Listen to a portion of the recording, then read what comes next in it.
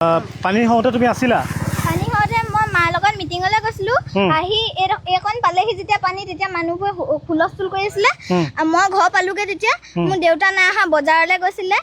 মই কান্দি আছিলোঁ। তাৰপিছত দাদাই আহিলে, অহাৰ পিছত ৰছী এপাত দিয়ক বুলি কৈছিলে। চবকে কোনেও গম পোৱা নাই কি হ'ল বুলি সুধিছে। ৰছী এপাত দিয়কচোন বুলি সুধিলে। তাৰপিছত দাদাই ৰছীপাত আনিবলৈ গ'ল। আহি মানে ৰছীপাত নেপালেহি, মানুহ গ'লে। মানে দুজন তোমাৰ মুখৰ আগতে বা চিনি পোৱা তুমি আগতে? চিনি পাওঁ।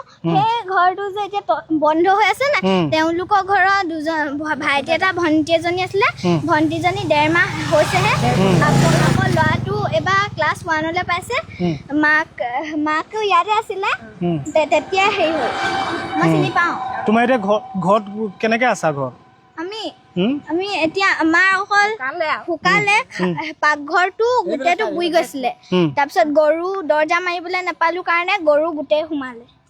গৰু উটি গৈছে নেকি পানী? গৰু আমাৰ উটি নগ'ল। আমি ৰছী খুলি দিলোঁ, আমাৰ ঘৰৰ ভিতৰত আহি সোমাই দিলেহি। ঘৰৰ ভিতৰত গৰু সোমালে? এতিয়া পঢ়া শুনা কিতাপ পত্ৰ উটি গৈছে নেকি?